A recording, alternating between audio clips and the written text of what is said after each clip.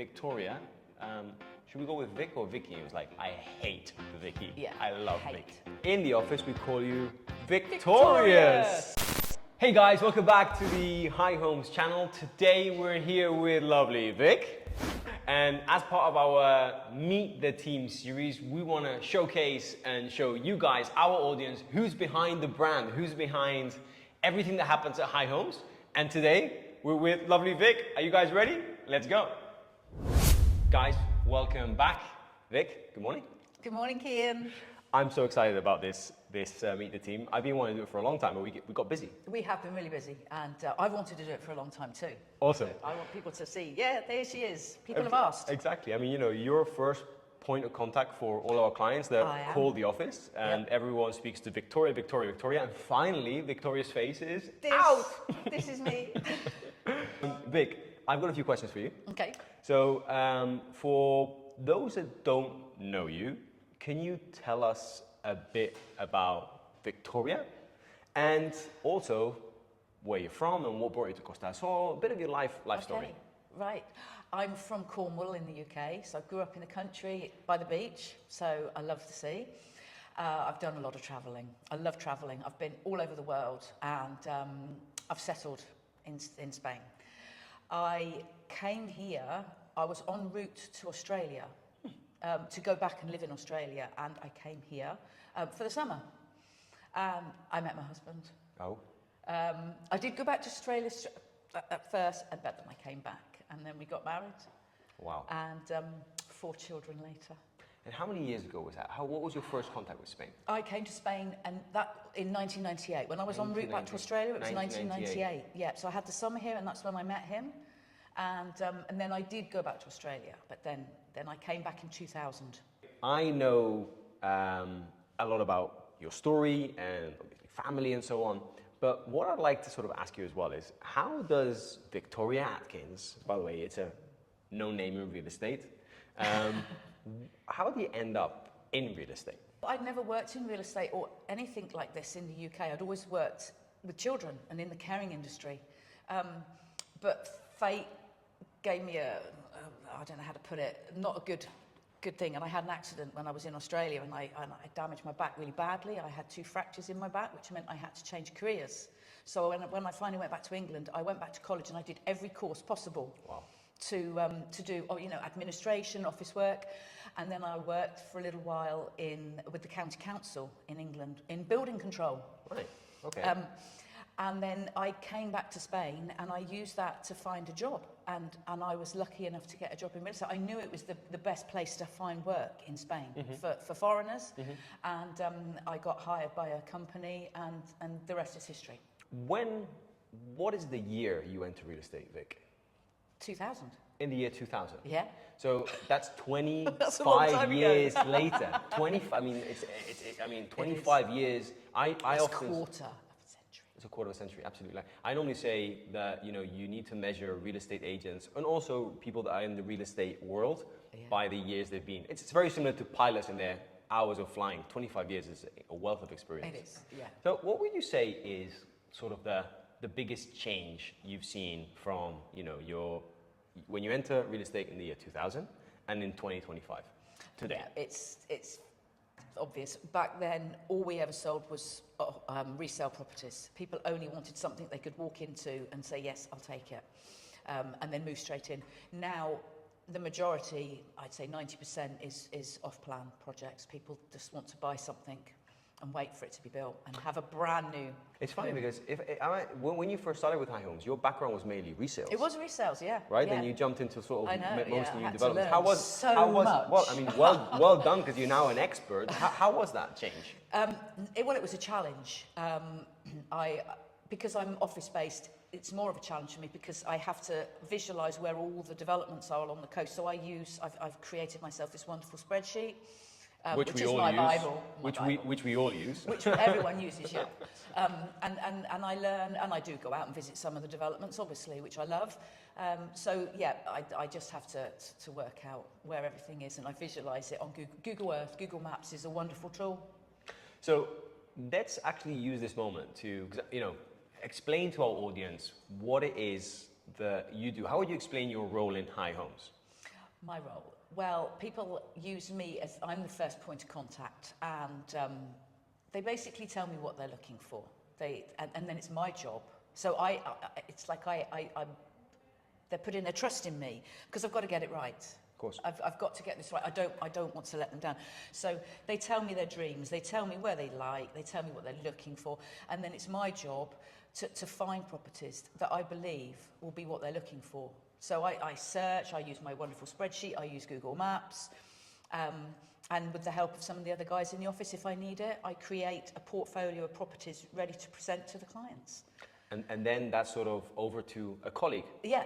They tell me, right, okay, Victoria, we love them, we're coming over next week, please book them all in. And then my task then is to liaise with all the developers and get them all on-site visits.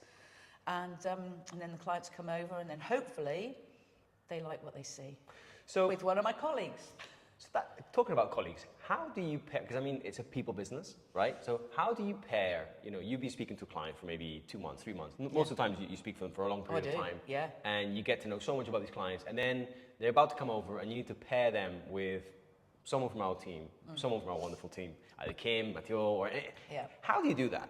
What's the main driving factor? And you go, this person or this client of ours would be perfect match to.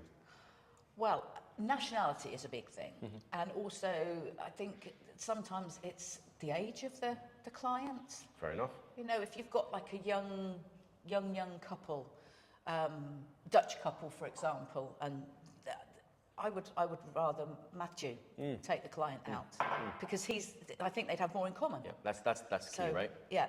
And then there's certain areas. For example, Kim is an absolute expert on the Cala Honda area, the Mijas Costa area. So I think Kim would always be a good one for this area. Amazing. So yes, I have to sit and think. What have they got? Is there anything in common? So, if you could give one piece of advice to someone that might be in your position when you were in the year 2000 that's coming over to Spain, what would you give those people which are coming to relocate here or coming over to buy a property? What would you be that one piece of advice? Don't hesitate. Just do it. Take the plunge. Because take the leap of faith. If you think about it more and more, you might not do it. Just do it.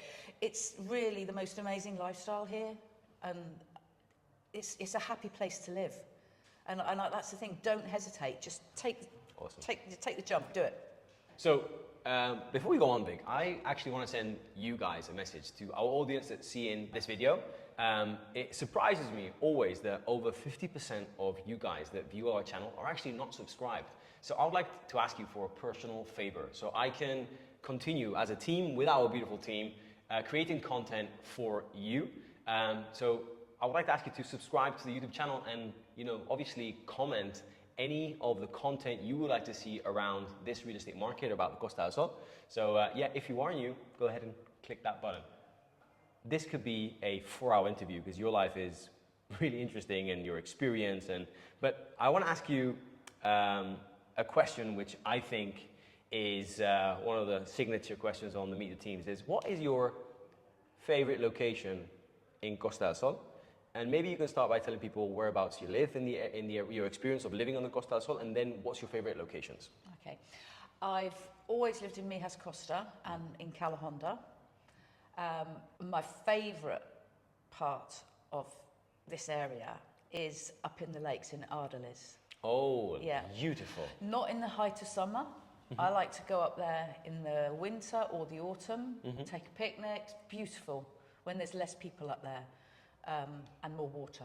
So Ardelis is so pretty. It's unique. I mean, people normally tend to think, in my opinion, they tend to think of Costa del Sol as like a beach location, but Costa del Sol has got so much more to offer in the inland as well, especially Malaga. Pine forests, beautiful. About your role in the business, Vic, and what you do every day, which is amazing. Thank you. What would be the most rewarding for you, the most rewarding part of your job? When a client finds that perfect property and they go for it and they buy it and they come back and say thank you. Amazing. That's wonderful. That's knowing that we've helped them, all of the High Homes team, we've helped them find that perfect property. That makes me happy. Oh, that's amazing. So For those people that don't know you as well as I know you, one of the most incredible, let's say, traits that you have, Vic, is that you don't give up on clients, no matter how long it is. We've had you being in contact with clients sometimes for a year and a half. Yeah. And keep on sending them, let's say, updates on options that come available. So incredible. Thank you. So what would you say, the trickiest part of your job? Yeah. Some clients just have the most specific property requirements. Bizarre, some. And they are so hard for me to find perfect properties for. Okay. I can be searching and searching, and it is really, really difficult because they have a list as long as their arm, and they want them all. You want to tick off every question, everyone, and it is so difficult. So yes, that would be the trickiest. Interesting. Yeah. Okay. And what would you say is the most challenging part of living in Spain that people might often not know about? Paperwork. Oh, good one. Red tape. Oh, everywhere you go, if you go to a town hall office, any of like the police station for documents, the town hall to register for the padron, everything needs a mountain, and I do mean a mountain of paperwork. That's one of the bad things in Spain. I will publicly say that too. Like, Spain is great, but when it comes to bureaucracy, that's why, there's so many people involved in any sort of transaction, lawyers, gestorías. It's a mountain. Yeah, and it's not just the official document. You've got to take a photocopy as well, and you mustn't forget the photocopy, otherwise it's I think this is a good moment sort of linking that video, Luna. Remember that? It's a brilliant video. There's that famous video that went viral in Spain with this poor lady's trying to do it. And she has everything, doesn't she? Yeah, and she has a stapler up her arm. Vic, we always finish off with a very important question which everyone answers. It's the 3-word question on the Meet the Team series. But we're going to introduce something new, and it's really cool. It's before we talk about the 3-word question. And this is Quickfire Questions. So I'm going to give you a option 1 or option 2, and you have to select one. Okay. Are you ready? Quickfire. You need to answer fast. Okay. All right? Okay, ready? Yep. Tapas or paella? Oh, tapas. Beach or mountains? Beach. Siesta or fiesta? Fiesta. Okay. I don't want to sleep. Okay. Serrano ham or cheddar cheese? Oh, can I not have the both? Nope. Serrano ham. There we go. Croquetas or fish and chips? Croquetas. Oh. Tapas or afternoon tea? Oh, I do love an afternoon tea. We all know you do. And the last one, gazpacho or classic tomato soup? Classic tomato soup. Oh, awesome. I love this, Luna. This is awesome. We'll finish off by asking the most important question on the Meet the Team series is, if you would have to describe your life on Costa del Sol in 3 words, what words would you use and why? Happiness, because I'm always happy. Living here makes me happy. Energetic, because I never stop. It's true. And sunshine, because the sun always shines. Vic, I will sort of finish by saying that I am so happy that you are the first line of contact for our clients. You do an amazing job, and I'm so excited to put this on the YouTube channel. So thanks for doing this. For you guys, thanks for watching. As always, well, if you have any comments about Vic's life, go ahead and comment them, or we'll answer them. And yeah, hasta luego.